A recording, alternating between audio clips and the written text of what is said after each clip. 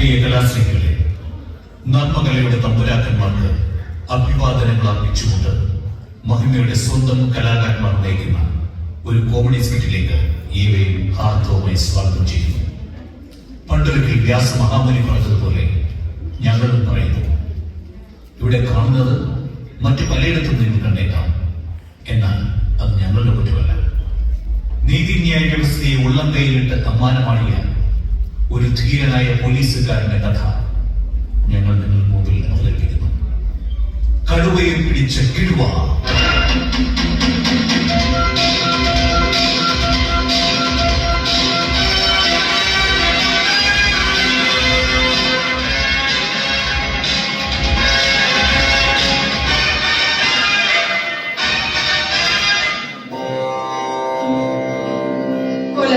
മുന്തിരിങ്ങ Sally Valley ഓടിവ കൊല കൊലങ്ങ മുന്തിരിങ്ങ സാലി വാലി ഓടിവ കൊല കൊലങ്ങ മുന്തിരിങ്ങ സാലി വാലി ഓടിവ.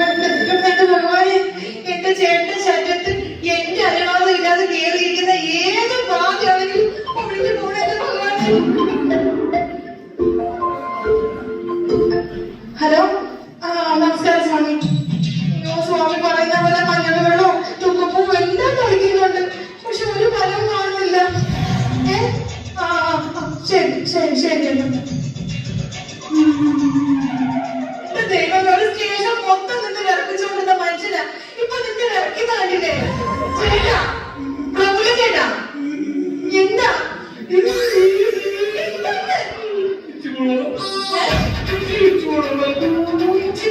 പോയി മുള്ളിട്ട് വാചയില്ലേ? സ്റ്റേഷൻ എത്ര കണ്ണന്മാരെ ഒറ്റയടിക്ക് മുള്ളിച്ചിട്ടുള്ള മനുഷ്യനാ ഇപ്പൊ ഒറ്റയ്ക്ക് മുള്ളാൻ പോവാൻ വരെ പേടി. ഒരാഴ്ചയായിട്ട് ഞാൻ നിങ്ങളോട് മാറി മാറി ചോദിച്ചോണ്ടിരിക്കുക, എന്താ നിങ്ങളുടെ പ്രശ്നം, എന്താ നിങ്ങൾക്ക് പറ്റിയത്? ഇനിയെങ്കിലും എന്നോട് തുറന്ന് പറയും. പേടിക്കണ്ട പേടിക്കണ്ട, ഇനി എന്നോട് പറഞ്ഞ എന്താ കാര്യം ഒന്ന് പറ. സ്റ്റേഷൻ ഡ്യൂട്ടി കഴിഞ്ഞിട്ട് ഞാനൊരു 10-12 മണിയായപ്പോഴാണ് പോകുന്നത്. ഞാൻ വന്നുകൊണ്ടിരിക്കുമ്പോ വഴിയിൽ ഒരു കള്ളനുണ്ട്. അയാൾ എന്നെ കണ്ട് പേടിച്ച് ഓടി. വണ്ടി നിർത്തി അവന്റെ പിന്നാലെ ഞാൻ ഓടി. അങ്ങനെ ഞാൻ ഓടി ഓടി ഓടി ഓടി ഓടി ഓടി അവന് ഓടി ഒരു മരക്കാരത്ത് ചാടി കയറി. ഒത്തു പറയും ഞാനും കയറി. അവിടെ നിന്ന് എടുത്ത് ചാടി അവൻ പിന്നെ ഓടി. പിന്നെ ഓടി അവനൊരു മരത്തിനെടുത്ത് ചാടി. ഞാൻ മരത്തിനെടുത്ത് ചാടി. എന്റെ ദൈവമേ, മതിൽ ചാടിയത് എനിക്ക് ഓർമ്മയുള്ളൂ. സിനിമയിലെ കോമഡിയല്ലേ? ഞാൻ വീണു ശ്മശാനത്തിലെ താഴ്വരയിൽ ഒരു ശ്മശാനം. എന്റെ പൊന്നേ, ഞാൻ കണ്ട് അവരെ ഞാൻ കണ്ടില്ല. അതുപോലെ അങ്ങനെ എല്ലാവർക്കും പ്രേതങ്ങളെ കാണാൻ പറ്റില്ല. ആളുകൾക്ക് മാത്രം പ്രേതങ്ങളെ കാണാൻ പറ്റുള്ളൂ. ഒന്ന് പേടിക്കേണ്ടത് ഒക്കെ പരിഹാരമുണ്ട്.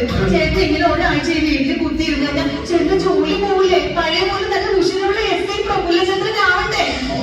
അതിനെ ഞാനൊരു മെന്റലിസ്റ്റിനോട് ഇങ്ങോട്ട് വരാം. എനിക്കെന്താ കാണിക്കാൻ വേണ്ടി അതിന് ചികിത്സിക്കുന്ന ആളല്ല.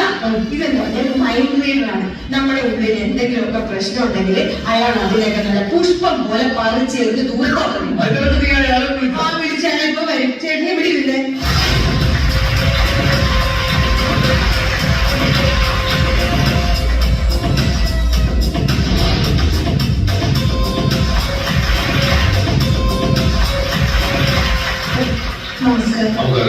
എന്താന്ന് അറിയാൻ പാടില്ല ഡോക്ടർ, എന്തോ പേടിയിട്ടുണ്ട്. എന്തോ പിശാശോ എന്തോ പ്രേതമാകെ എന്തോ ഉണ്ട്. ഡോക്ടർ ഒന്ന് കണ്ടുപിടിച്ചു തരണം. എന്നാൽ ശരിക്കും സംഭവിച്ചെന്താണ്? ഞാൻ കാണാൻ പാടില്ലാത്ത കണ്ട് ഒരു വിനോദം പറയാം. നമ്മൾ ഗവൺമെന്റായിട്ട് ബ്ലോക്ക് ചെയ്തേക്കുന്ന സൈറ്റുകളുണ്ട്. നമ്മൾ എത്ര മനസ്സ് നമ്മൾ അനുവദിച്ചാലും കേസാകും. എന്റെ പേര് 3 കേസുണ്ട്. ഇതിന്റെ കേസല്ലേ ഞാനേ 12 മണിക്ക് ശേഷം വെള്ളസാരി സാധനത്തിലെ കണ്ടത്. അപ്പൊ രാത്രി ബെസ്റ്റ് ആയിരിക്കണം കാണുന്നുണ്ട്. അത് നാടകങ്ങളുണ്ടാവുന്നു. എന്റെ നീരേശൻ വെറുതെ അല്ല. എന്ത് ചോദിച്ചിട്ട് നീല മരത്തിലേക്ക് തപ്പുള്ളത്. ഈ കാര്യം ചോദിക്കുമ്പോൾ വ്യക്തമായിട്ട് പറയാതെ സാക്ഷാൽ രക്ഷിതേണ്ടത് രക്തം ഒളിപ്പിച്ച് പല്ലുകളിൽ നീട്ടി മുടി ഇത്ര മുട്ടൊക്കെ പൊടിയായിട്ട് നിൽക്കുന്ന വെള്ളസാരി എടുത്ത രക്ഷിതയെ നേരത്തെ കണ്ടത്. കുഴപ്പമില്ല, ഇതെന്താ നേരത്തെ കറിയിക്കുന്ന പൈസ ശക്തിയെ പൈസ കൊടുത്താൽ മുകളിൽ നോക്കാം. വേണമെങ്കിലും തരാം ഡോക്ടറെ. സത്യസന്ധമായ ഒരു പോലീസ് ഓഫീസറാണ്.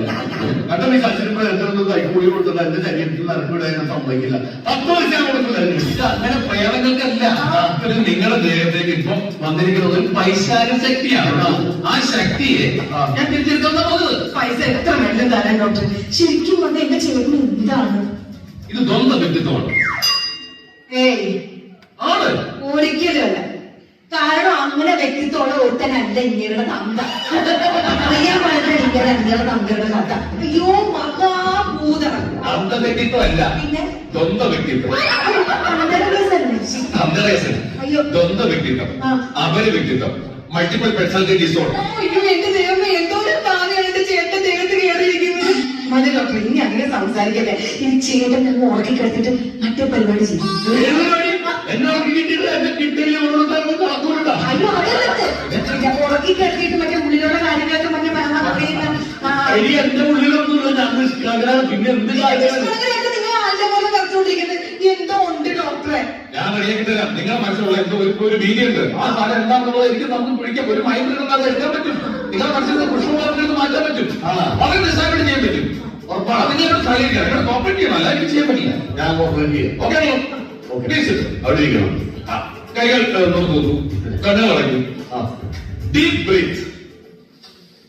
Breathe out. Sleep. Sleep. Sleep. Sleep.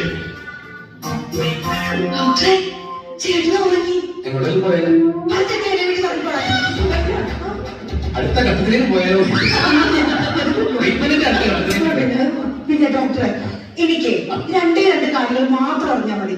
അത് പിന്നെ കഴിഞ്ഞ 2 മാസമായിട്ട് ഇങ്ങനെ ശമ്പളം ഈ വീട്ടിലോട്ട് എത്തിയിട്ടില്ല. അതെവിടെ പോയി അതെനിക്കറിയാം. ചോദിച്ചു എന്ത് വേണം ചോദിച്ചു. നിങ്ങൾ ചോദിക്കുന്നതിന്റെ എല്ലാ കാര്യത്തിൽ ഉള്ളിൽ പറയാൻ പറ്റില്ല. ഞാൻ ചോദിച്ചോട്ടെ? കുഴപ്പമില്ലല്ലോ, ചോദിച്ചോട്ടെ. പ്രഭുലൻ ചേട്ടാ, ചേട്ടാ രമയാണ് രമ. പിന്നെ കഴിഞ്ഞ 2 മാസമായിട്ട് ചേട്ടന് സാലറി കിട്ടുന്നുണ്ടായിരുന്നില്ലേ? അതെവിടെ പോയി? അതെവിടെ പോയി? നാക്ക് കൊടുത്തെന്ന്. സാലറി ജാസ്മിന് കൊടുത്ത്. ജാസ്മിന്? ഏത് ജാസ്മിൻ? ഏതാ ഈ ജാസ്മിൻ? പോലീസ് സ്റ്റേഷനെ പടിഞ്ഞാറുള്ളത് ആ ഇടവഴിയില്ലേ, അതിലെ പോകുമ്പോ കാണുന്ന വസ്തു വീട്ടിലെ ജാസ്മിൻ. വെള്ളാരം കണ്ണുള്ള മുടിയുള്ള കാണാൻ നല്ല ഭംഗിയുള്ള സുന്ദരി കുട്ടിയാണ് ജാസ്മിൻ. അല്ല അവളെ അവർക്ക് ഫേസ് ചെയ്യണം, അത് ചെയ്യണം, ബ്യൂട്ടി പാർലറിൽ പോകണമെന്ന് പറഞ്ഞപ്പോ 2 മാസത്തെ ശമ്പളം ഞാൻ അങ്ങ് കൊടുത്തു. അടുത്ത മാസത്തെ ശമ്പളം ഞാൻ കൊടുക്കട്ടെ. അവൾ പെഡിക്യൂർ ചെയ്യണമെന്ന് പറഞ്ഞു.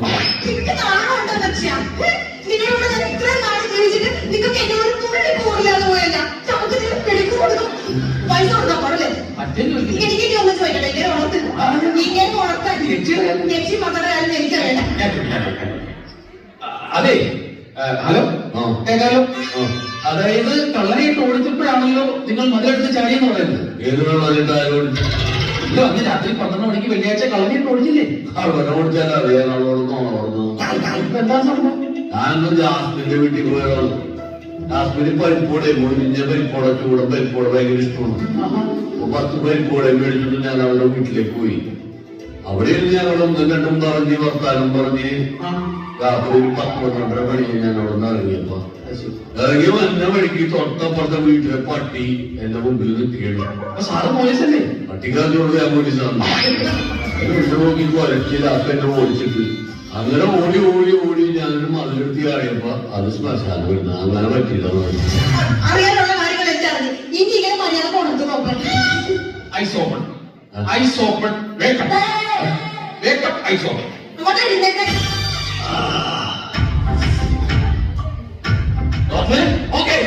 ഞാൻ ഓക്കെ, എനിക്കിപ്പോ ഒരു ഉഷാറിട്ടുണ്ട്. നീ ഓക്കെ, എന്റെ ഉള്ളിൽ ഇതെന്താ എന്തോ ഒരു ചിറകടിച്ച് സാധനങ്ങൾ പറന്നു പോയതല്ലേ. എനിക്ക് തോന്നണത് ബാധയിരുന്നാണ്. അതെ, നിങ്ങളുടെ ഉള്ളിൽ ചിറകടിച്ച് ഇങ്ങനെ പറന്നു പോയ ബാധ ആരെന്നറിയാമോ? ആ ജാസ്മിൻ. ജാസ്മിനാ? ജാസ്മിൻ നിങ്ങൾക്കറിയാൻ പാടില്ലേ? നിങ്ങൾ സ്റ്റേഷന്റെ അപ്പുറത്ത് താമസിക്കുന്ന ജാസ്മിൻ 2 മാസമായിട്ട് നിങ്ങൾ സാധനം ഇവിടെ തരുന്ന അവൾക്ക് നിങ്ങൾ ക്ഷമ ചോദിക്കാനായിട്ട് ബ്യൂട്ടി പാർലറിൽ കൊടുത്തു അതല്ലേ? എന്റെ മകനോട് നമ്പർ കൊടുക്കണം. അനാവശ്യമായിട്ട് ആവശ്യമില്ലാത്ത കാര്യങ്ങൾ പറയാനുള്ള അങ്ങേരെ അടിക്കാതെ നിൽക്കട്ടെ. നിങ്ങൾ ഇവിടെ ബോധമില്ലാതെ വിളിച്ചു പോയ കാര്യങ്ങൾ എടുക്കെ ആര് വിളിച്ചു പോയി? നിങ്ങൾ നിങ്ങളിവിടെ മയങ്ങി കിടന്നപ്പോഴത്തേക്ക് ഡോക്ടറെ ഞാൻ ചോദിച്ചപ്പോൾ നിങ്ങൾ എണ്ണി പറഞ്ഞ കാര്യങ്ങൾ എന്തൊക്കെ. അതുകൊണ്ട് ഞാൻ ഒരു കാര്യം തീരുമാനിച്ച് ഇനി നമ്മൾ തമ്മിൽ ജീവിക്കണം. ഇതിന് ഇങ്ങനെ ഒരു തീരുമാനം ഉണ്ടാക്കിയിട്ട് ഞാൻ ഇങ്ങോട്ട് വരാം. എന്നോട് പറഞ്ഞ ഞാൻ എന്റെ വീട്ടിലോട്ട് പോവാം. ഞാൻ ബോധമില്ലാത്ത ബോധമില്ല, ഞാൻ ശരിയാക്കുന്നുണ്ട്. അതെ, ഞാൻ വളരെ ഹാപ്പിയാണ്. ട്രീറ്റ്മെന്റ് വളരെ സക്സസ് ആണ്. ബാധ ഒഴിഞ്ഞു പോയി. എല്ലാ കാര്യങ്ങളും കലങ്ങി തെളിഞ്ഞ സ്ഥിതിക്ക് എന്റെ പേരിൽ എന്നാൽ എനിക്ക് പോകാൻ കഴിയും. അതെ, 7 മാസം ഒഴിഞ്ഞു. ഇത്ര നാളെ താന്ന് പറയാൻ വേണ്ട താന്ന് മാരിയില്ലേ, അത് ഒഴിഞ്ഞു പോയില്ലേ, അതാണ് താമ. അപ്പൊ അതിന് ഞാൻ എനിക്ക് അയ്യോടാ